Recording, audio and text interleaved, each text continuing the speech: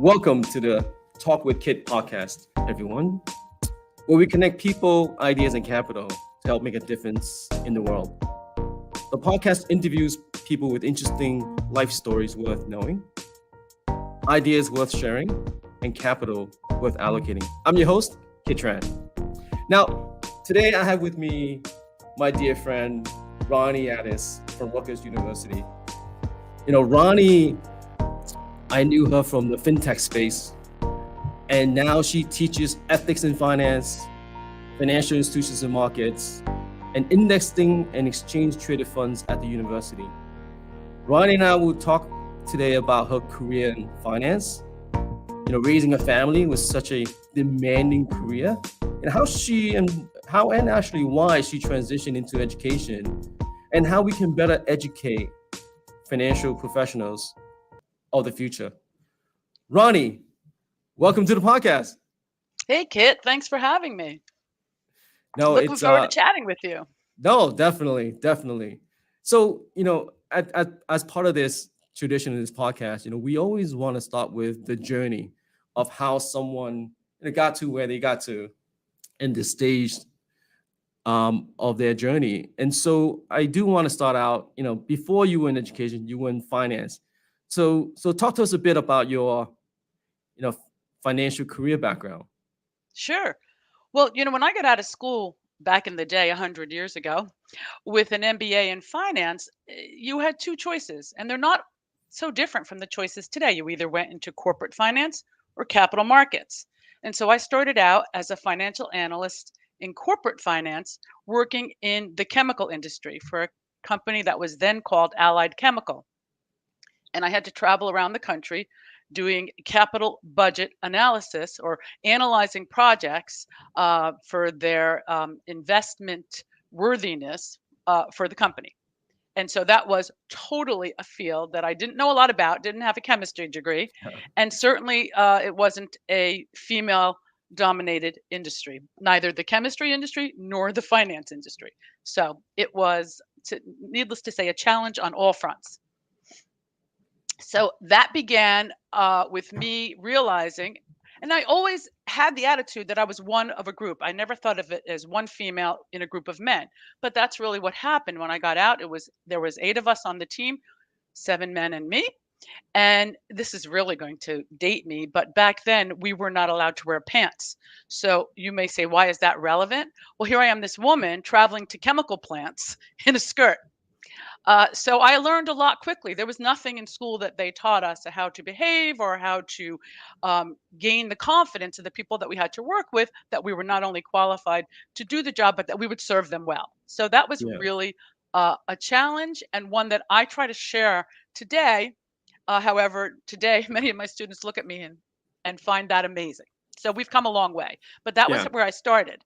And I spent 10, almost 15 years in corporate finance in a variety of roles before I moved over to capital markets and took a job with Dow Jones. And this was Dow Jones indexes at the time. And that was what I call my second MBA, because you had to learn so many different things. There's so many things required for you to know, forget skill set, but just to know about capital markets that when you're in corporate finance, you don't spend a lot of time on. So there again, I had to reinvent myself.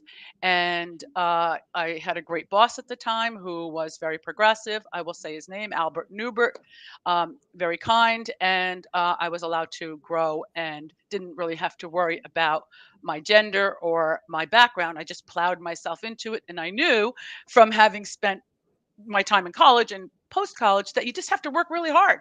And that's the way my attitude was. You just have to work really hard. At the time, I had just started a family, and I did one of those crazy power family things of having 3 kids in 3.5 years. So that was beyond challenging. And I will never tell men or women that that's easy. It's really hard to do a job professionally as well as you've always been doing it with that same attitude. Let me work really hard. I believe in a meritocracy. And then all of a sudden have children who need you and are more important than anyone else. And then you have your spouse who still needs and wants you as well. So the competing demands for your time are beyond anything anyone can prepare you for. And I think it's the height of managing competing demands. And so I learned, because there was no one who had I could look to, who had the experience that could shed some light on or give me some shortcuts for doing this. And And and so given your experience in doing that, what would your your few tips that you would give to women today that is going through that journey? I absolutely believe one of the most important things to do is to figure out where you can get help. Like, what are the things that you can let go, that you can delegate, and hire someone to help you?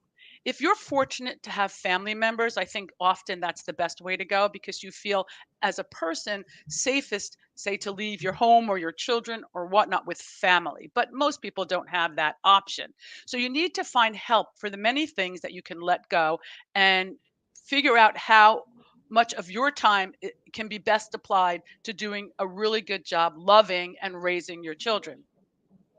And again, I look back on it and it wasn't easy. I'm sure I made mistakes. I always told my children as they got older, don't ever complain about me when you are being interviewed. Like, my mother did this to me or that, because we all do the best we can. And you'll see when you have children that it's not easy. A lot of young people take their parents for granted. And parenting is not something that we learn in college. The best we can do is learn from our own parents and our environment, and we can do a lot of reading. And I will say there was the beginning of material available when I started a family on how to do some of the things we're talking about, but there weren't a lot of people to go to. So, I look at people that were ahead of me, Janet Yellen or Mary Daly or people like that. There was no book out on, okay, here's how you become Treasury Secretary and have a family. It's just Yeah. we were really pioneers. And sorry, so going back to your point around, when you started out, you had to wear pants and all that stuff, and the book that just came out called Bully Market by Jamie Fiore Higgins, and I hope I didn't botch the name. I do plan to buy and read the book. Uh, you know, like, have you seen change over the last, several 10, 20, 30 years that you've been in the industry in terms of equality, diversity in general? So I'm laughing because, of course, I mean, you don't have wardrobe as a distraction per se. Women can wear anything they want, from a suit to a dress to whatever, and it's not really a distraction. I had to think about it a lot, and I was so excited to be able to wear pants. I mean, traveling around the country or around the world, much easier in pants. Um, and again, think about a chemical plant where you're climbing up metal staircases. I mean, just saying, pants are a lot more That's right.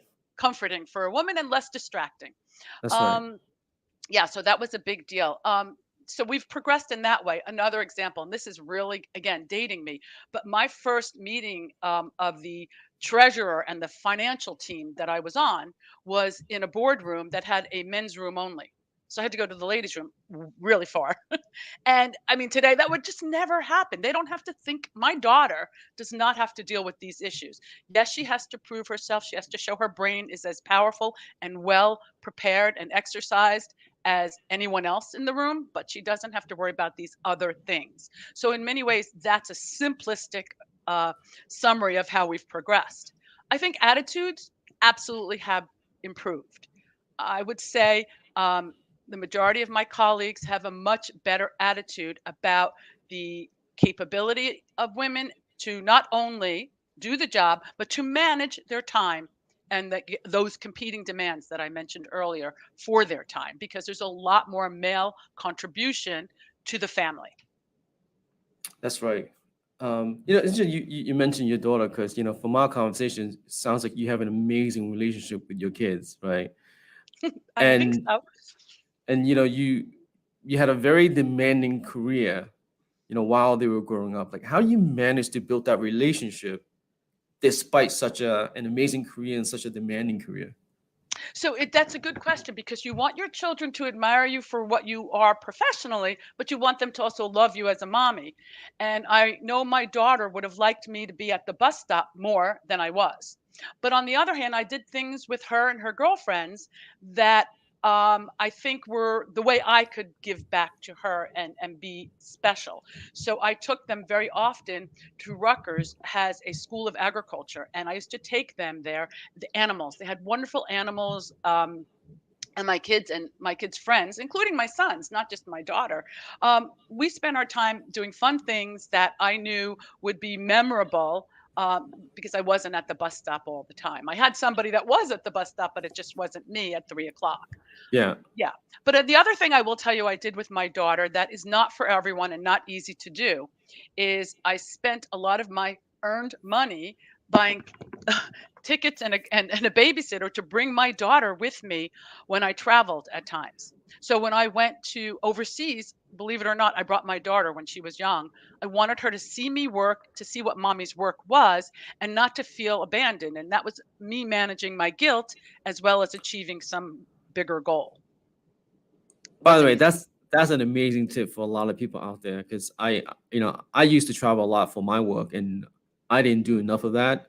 So that's actually a very great tip. As you travel for work, bring your family, bring your loved ones, have the opportunity to connect and let them see the world as well. And understand what you do. Exactly. And it's not easy to do that because it takes a lot of coordination and you have to be fortunate enough to have people that can travel with you. I have a That's right. sister who was a teacher and she was able to get off at the times and come with me, and that was great. And I remember once being in a dinner meeting at a hotel in Barcelona, and through the glass, I could see my sister and my daughter in their robes coming back from getting a manicure or something and being at the Yeah, spa. yeah, yeah, yeah. Yeah. So sacrifice, but worth it. And my daughter today is in finance and travels all the time, has no travel issues, and is comfortable. But I will Yeah. say a funny story is once I brought my son, my middle son. Now, my sons are older, my daughter's the youngest. Yeah. And so I couldn't take them out of school a lot, but I was going to Chicago and I knew that I was going to be meeting with the CBOT, and I wanted to bring my son so he could see something that was going to be ultimately a museum, which was the trading floor. So I Yeah. did. I brought him and I asked them if I could if someone could give him a tour of the trading floor, and they were so kind, and they did. And he got to go to a baseball game too at Wrigley Field, and it was a good trip for him. And he would often say, "Oh, my sister got to go to Spain and I got to go to Chicago." But in reality, my son now is a portfolio manager, and that experience was something that gave him a conversation piece. Yeah. So there's parents that influence their kids to be a doctor, a lawyer. You managed to influence your kids to be in finance. That's amazing. Kind of. So I was an economics major, and I then Yeah. got my MBA. My father actually was an economics major at the University of Georgia, and he did not end up in finance. And my husband was an economics major, and he ended up as a lawyer. So economics can take you in a lot of places, but I never, and neither did my husband ever, encourage our kids to major in it, yet all three started out there. My oldest switched to communications and he's in a completely different industry. And the middle and youngest did actually go into finance. So I'm not sure. We definitely didn't tell them, but I think by seeing us and seeing our interests, perhaps maybe if you believe that nature has an influence as well as nurture. Yeah. No, totally. And by the way, I was an econ major, and I love it. I think it's an amazing major to Me too. have. Me too. Um, so before we jump to how you transition to academia, Hmm. let's talk a bit about indexing and where you see the industry is going. I mean, the reality is this, right? Like what we've seen the last 10, 20 years, passive investment indexing has become so big, it's unbelievable, Yeah. right? And where do we go from here? Like, what are some of the trends that you're seeing? So I just want to take you, Kit, if you don't mind my commenting. This is sort of a really fun bit of, I think, information, and I think will be useful for people. And that is, Yeah. before I got into indexing, as I said, I worked in the chemical industry. And I worked for a company called Church and Dwight, and they had a product called Arm& and Hammer baking soda. And I love that product. It had so I many That's applications, right. That's so right. much use. So I always felt I worked for a good company that had a really good product, and that allowed me to thrive because I could feel really good about my company and what we did. So when I went to work at Dow Jones, I felt that way about indexes.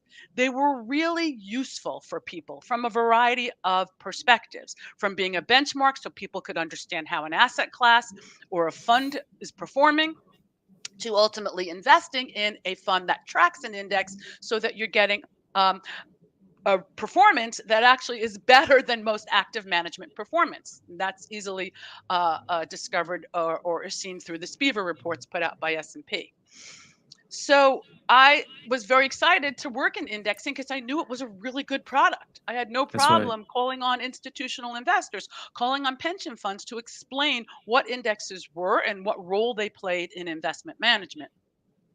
So if because they have their sort of genesis is an academic theory with optimal portfolios and whatnot, and the optimal or market portfolio being theoretic, but the broad equity market index is a best representation of US equities. And so when you know that the ETFs, the Spider ETF, has more money than any other ETF and also probably most funds, That's it right. makes a lot of sense.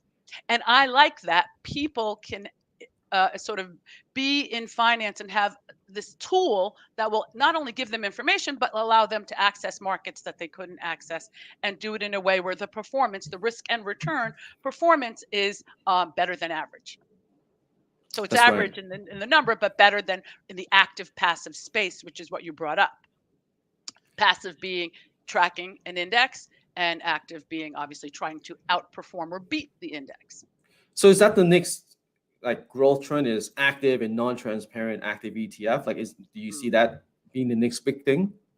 Well, passive and active have been this back and forth for quite some time. It's it's always going to be a debate because the world isn't best when you're all active or all passive. But the passive strategies have grown because of the returns and the low cost.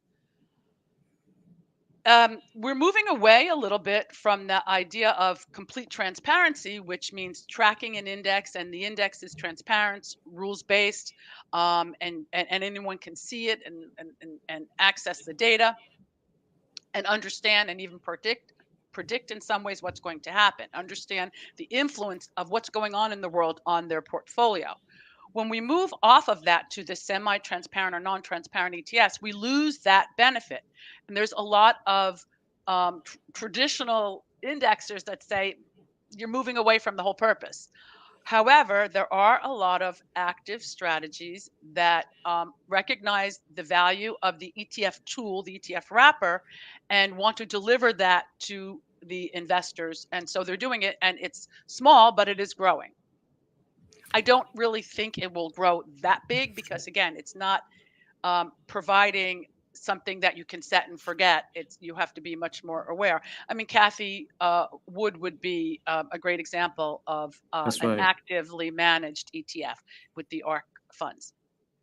And what is your view on, not to plug our friend Ethan Powell with impact shares, but what's your view on socially responsible Mhm. ETF and where that's going?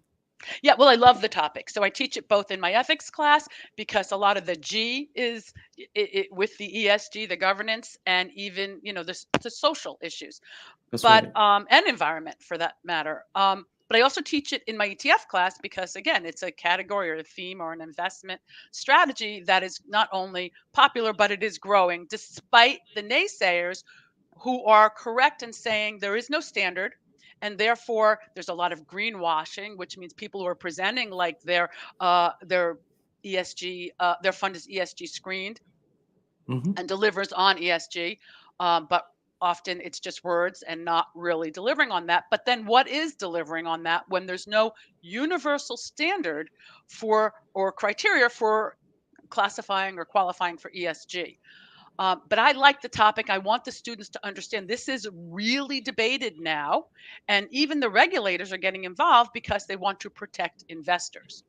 And so, if you know about this, you are very much on top of what the industry is talking about. So, again, I teach it in my ethics class and I teach it also in the ETF class. And I think it's very important to stay on top of it. Awesome. And so now is the big question. Like how and why on earth you transition from the world of finance to teaching at Rutgers? Like what happened in between? Like how did you land it where you landed? What was the story behind that? So I often said, and my family reminds me of this, that I would like to end the last decade of my career in academia. There's a lecturer in me. My kids always say she loves and she lectures. So Yeah, yeah, so I knew that I could do that. Plus, public speaking is something I did all through my career, and I enjoyed it. But yeah, there was another driver. So many students graduate from college, even graduate school, even MBAs, and they're not turnkey. They don't really know a lot of the important things that would allow them to move a lot more quickly on their job and be a lot more valuable to their employers early on. So indexing clearly was one because, again, the vast amount of uses for the tools that indexing provides or indexes provide is amazing. And I thought, I think this needs to be a bigger part of the finance curriculum. So originally, a gentleman named David Krein, and David at the time at NASDAQ. He was the head of research. And John Prespo, who was the former Mr. Dow. I mean, yeah. John was my mentor at Dow Jones. They had a NASDAQ sponsored class at Rutgers, and it was a little bit different than what I thought should be taught. So I designed something different. David couldn't teach that class anymore, and Rutgers invited me in. And that was about 7 years ago. And that class was being taught to MBAs in finance and MQF, or Masters of Quantitative Finance, the students from those two programs. And I revamped the class, made it a bit more quantitative because developing indexes does indeed require those skills. And I combined it to be a class that would teach them not only to understand markets through indexes, but how to build those portfolios. And then how do you take an idea that you have, an investment strategy, construct rules around it, build an index, and pitch it to somebody who would license that idea from you? So an index track, an ETF that would track Hmm. your index. So Yep. that class took off, and I really enjoyed what I was doing. And one thing led to the next. I saw an opportunity for a full-time, non-tenure track position, and I applied for it and got it. And that was I think 4 years ago, and I've been doing that since. And Eh, I yeah, will go add on. one more thing. As I do it, and I know that I get better as I do it, I see more and more ways in which I can take from my experience, including bringing in industry experts and colleagues like yourself, to help augment what I'm teaching, to make it real, so they have something to hold on to cross that bridge when they leave school. That's valuable. That's actually going to help give them a return on that investment of a college education or business school education in my case. No, that's exactly it. And just so you know, my niece is going to college next year, and she had many choices, and she wants to follow her uncle's footstep, be in finance. And I encourage her to go to Rutgers, which she is going to. Oh, that's And wonderful. you raise a very good point because as part of what I was doing, right? I ran 1,000-person team, and we hired a lot. And I'm sorry to say this, I don't mean to trash universities, but a lot of the kids coming out are not ready for the real world. They learn a Right. bunch of theoretical stuff that's been put in place in the 80s and 90s and early 2000s, where most of it are not relevant today, Right. right? And the world's changing so fast where the future portfolio manager or the future quant person is not just about finance. It's about finance, about understanding technology, it's about understanding alternative data. It's that whole understanding how the world's changing, and kids today are not well prepared for that. And so I'm glad you're doing it, because if you go to Rutgers, you will be prepared because of Ronnee and what Yeah, she's doing. maybe. I hope so. Especially if you go to the business school, because I teach classes that really are available across the business school. I teach undergraduate, graduate in the MBA and the MQF, and now I'm teaching in the executive MBA program to executives who want to understand portfolio challenges, those that one faces when constructing a portfolio or selecting stocks, to ultimately managing through contemporary issues. And look, we have plenty today, some of which we've never seen before. And so just being informed lets you ask better questions. Think about it if you're an executive and finance isn't your field, but you can have a better conversation with your team or with your own advisor, you're empowered. So yes, I try to do that. I don't think universities at large really have spent enough time figuring out how many of their classes are practical or allow students to apply theory in a way that makes it real, that allows students to see how what they're learning has any value when they get out. They need to see that, they need to believe that, or this rising cost of college is not going to provide them a return. So That's that's a big that's issue. that is a big issue, right? So how do you decide today? Like if you're a kid, and I don't know what your view is, like likes of Kiet and others encouraging people not to go to college, Yeah, well, I and wouldn't encourage. Yeah, go ahead. I'll let you finish your question. and and so that's one, and then two is the competitive landscape to clean tech, to technology in general versus finance. Like how do we attract the best and the brightest to be in the financial industry of the future?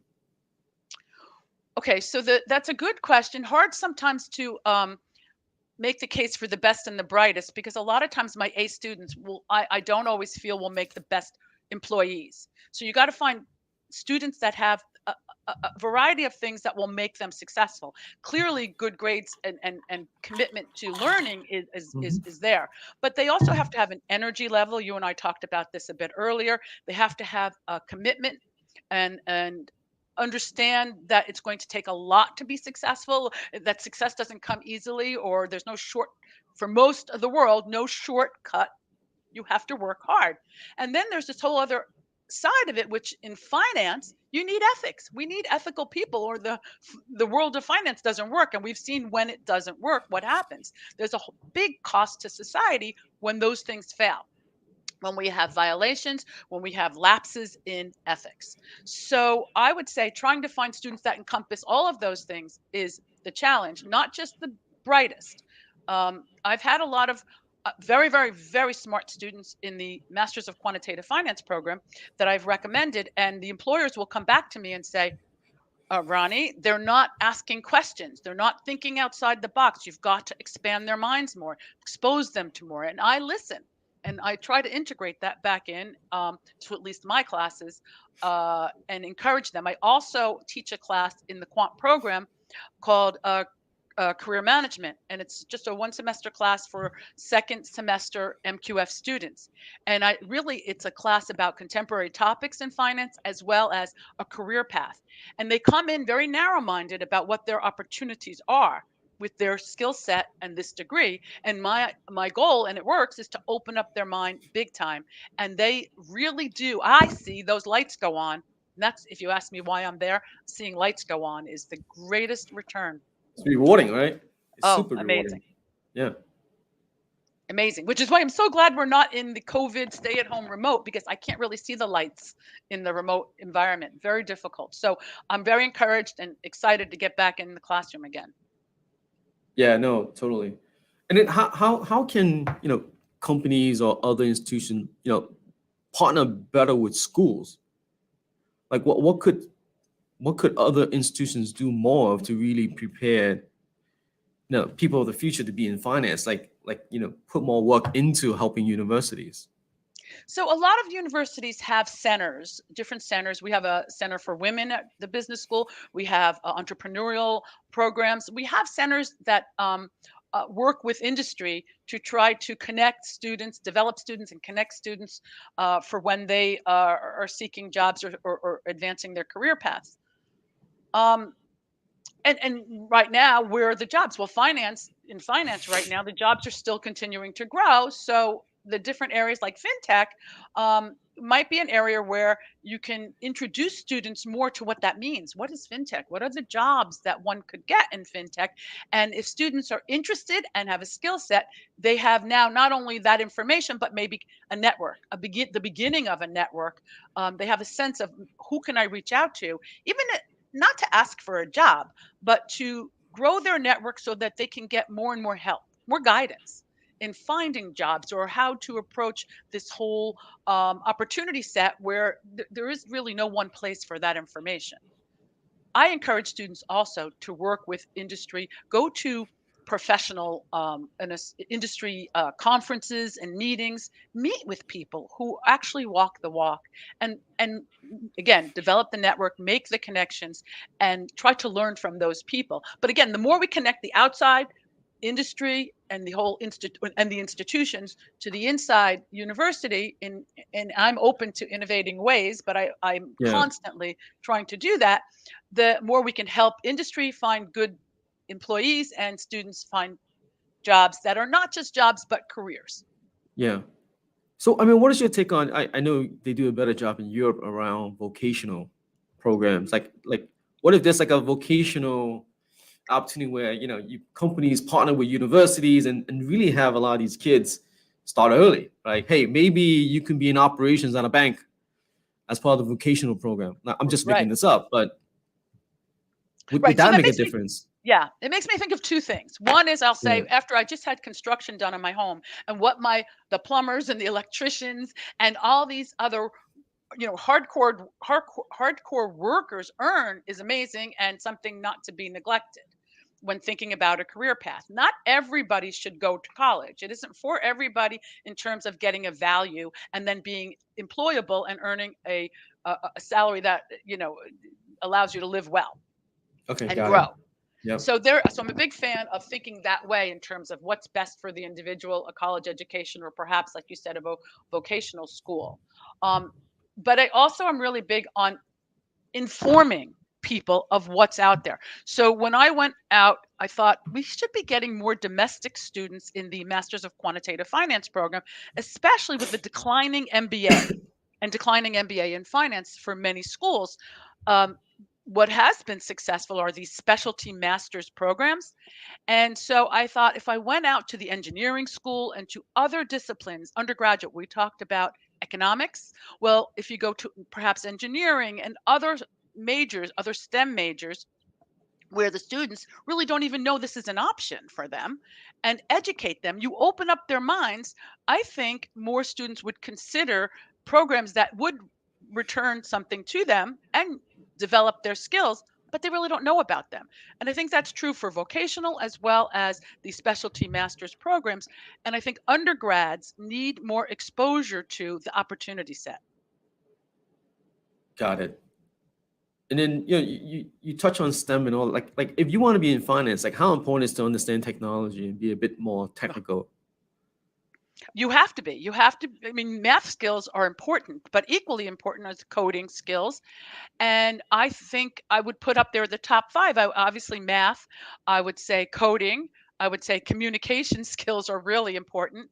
I think beyond coding, I think graphics, being able to represent what you're trying to say and using graphics. So I think that's really important. And then um, it, knowledge, like taking finance courses to understand what the markets are, understand who are the participants, what's going on, and what institutions play different roles along the path of finance in taking money. Really, the basic of finance, taking money from savers and putting it to use to those who can earn and do something productive with the money.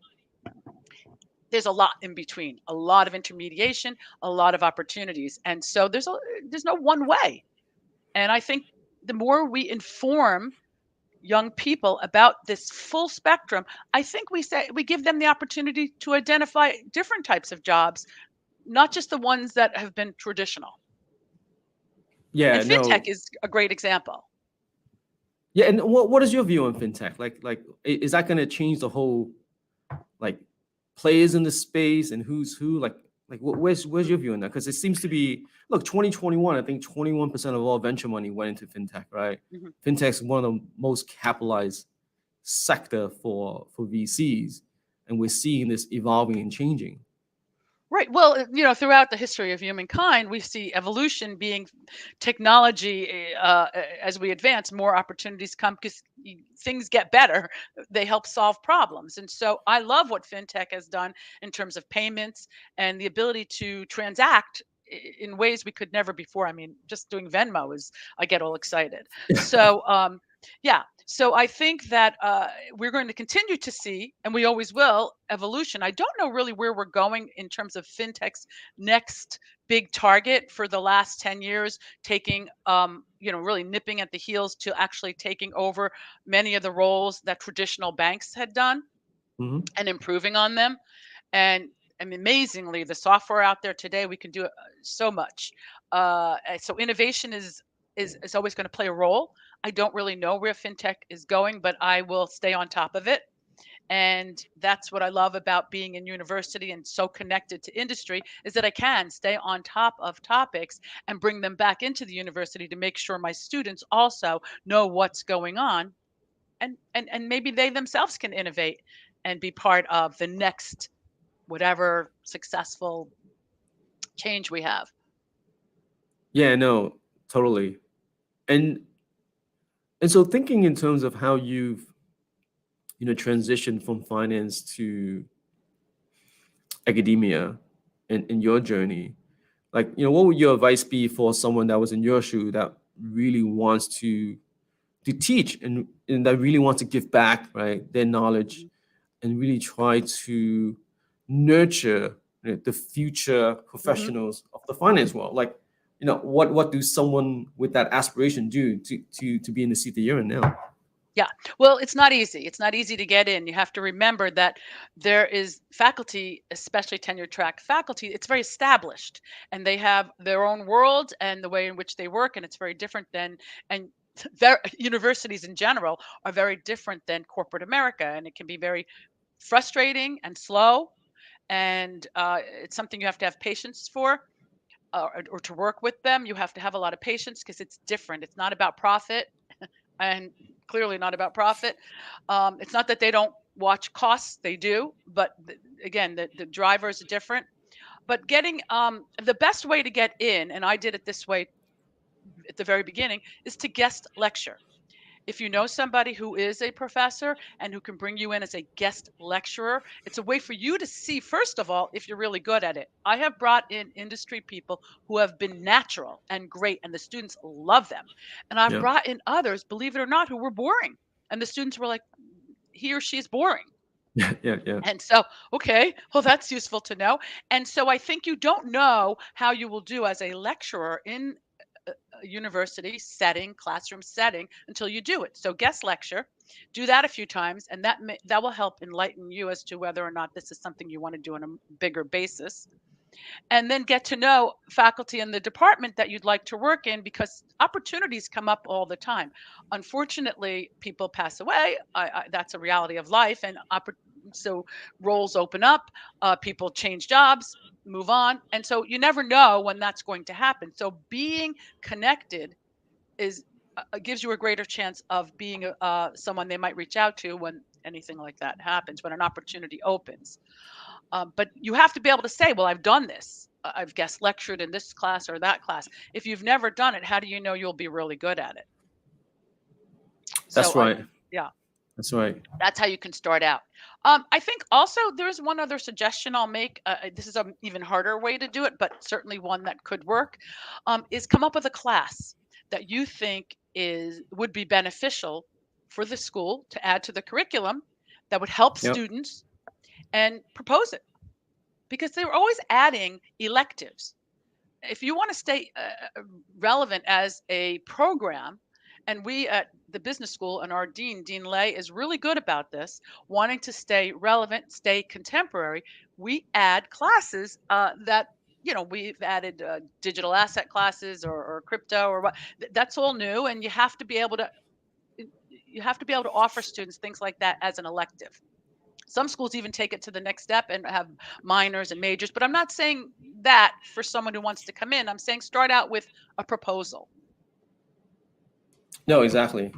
Now, for students out there that don't have the benefit of having you as a teacher, professor, lecturer, like what is your top, 3 to 5 advice for them in terms of how they get into finance? So, are we talking to the students that are freshmen in college or high school? Both. Yeah. So the easy thing to say is for students that are seniors or looking to go to college, go to the college fairs, reach out to people, ask questions, gather a lot of information. It's in any phase of life. Anytime you have decisions to make, the more informed you are, the better off you are. You'll make a better decision, hopefully. So I would say get as much information as possible. Talk to people who have careers in this field and take in some information from that avenue as well. I think universities, I know Rutgers does this. We try to have these events where faculty and staff are made available to prospective students as well as incoming students so they can learn more about what the major is, what kind of jobs you can expect from that major, what classes you have to take, what skill sets you need to develop. And I think that's helpful as well. Of course, and then going online, you can certainly find a whole vast and you have to be careful of doing this as well when you're Yeah. searching online, because a lot of universities will sell themselves. That's what they want to do. They want to, of course, have students, and so it might seem like a sales pitch, all the different things that you might look up in terms of majors or programs, but try to get as much information across the board, and you'll make a better decision. I know one thing for sure: there are professors willing to talk and give guidance to prospective students. And you will find some that won't. You just have to keep trying. Find one that will. I try, but I don't want to encourage everybody to write to me, or I will have no time whatsoever. So I do answer the emails. Even high school students, I crazy Yeah. me answers them because I don't want to discourage them. But at the same time, how much can you manage in terms of guiding X amount of people when I already have hundreds of students? That's right. Now, if I was listening to this podcast and I need great talent, my first thing is, wow, Ronnie has an army of trained professionals ready to go. So, how do they find you, Ronnie, so that you can pass on your amazingly well trained students to them? Well, I welcome anybody at any time who has a job opportunity to send it to me at Rutgers, or not, or just to talk to me. You can reach me at RADES at business.rutgers.edu. I will happily try to help or connect you to someone else. Maybe you're an accounting expert, or you have another discipline that I'm not teaching, but I have colleagues and staff that I can connect you with that are willing to help. Because the one thing I will tell you for sure that crosses, I know, my mind and many others at Rutgers every day is, how do we help these kids get jobs? And that's going to be connecting them to the industry. The industry wants to hire people, so we're perfect partners. That's And right. and I would say, come on and let's have that relationship. Awesome. Well, thank you so much, Ronnie, for being on today. It's been an amazing conversation. I know the audience find this extremely valuable, and I'm sure a lot of women, a lot of people starting families in general, I find a lot of your tips extremely valuable as well. So thank you for being on today. For those that are listening and still listening now, as mentioned in the past, thank you so much for your continued support. This is a podcast we created for you, right? It is how we get better as individuals, by learning and sharing together and really bringing these perspective and these experiences that we all collectively have and share with each other, like the conversation today we had with Ronnie. Now, for next week, I am also very lucky to have Damon Rand on the podcast. Damon is the founder of Clean Energy Prospector, and Damon and I will talk about distributed energy, how to build your own micro energy grid for your own community. It's going to be an amazing conversation, just like the one today, and just like the previous podcast that we have. I hope you enjoy what you've heard so far and have a blessed day. Thank you. Thank you. Take care.